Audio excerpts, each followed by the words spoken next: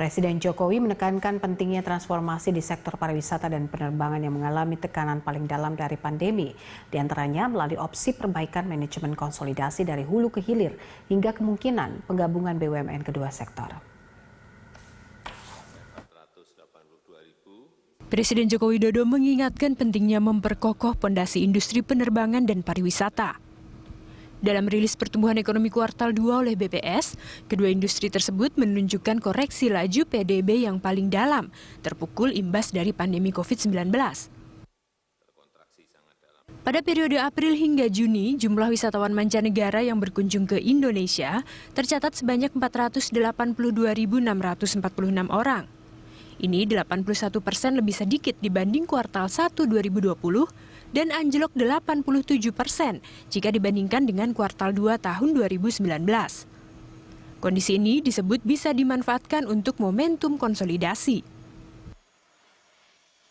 Menurut saya ini justru penurunan ini justru menjadi momentum kita untuk konsolidasi, momentum kita untuk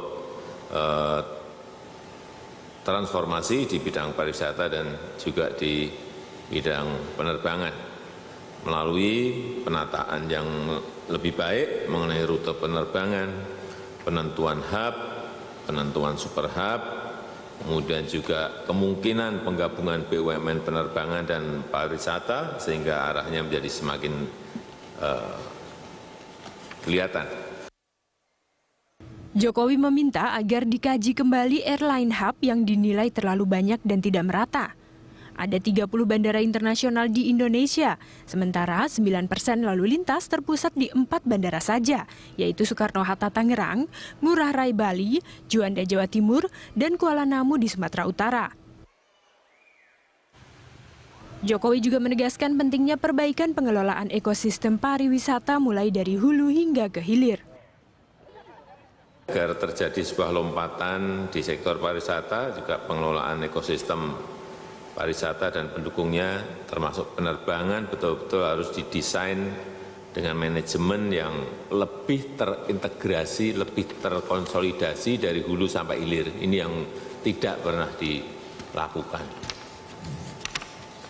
Mulai dari manajemen airline, manajemen bandaranya, manajemen layanan penerbangannya, yang tersambung tentu saja dengan manajemen destinasi, tersambung dengan manajemen hotel dan perjalanan, dan bahkan sampai kepada manajemen dari produk-produk lokal dan industri kreatif yang kita miliki. Sepanjang semester pertama 2020, kunjungan Wisman dilaporkan BPS sebanyak 3,09 juta orang. Mayoritas disumbang kunjungan di kuartal pertama saat belum diterapkan pembatasan transportasi untuk menekan penularan COVID-19. Ada penurunan 59,96% year on year jika dibanding semester pertama 2019. Ini juga menjadi angka terendah dalam 6 tahun terakhir.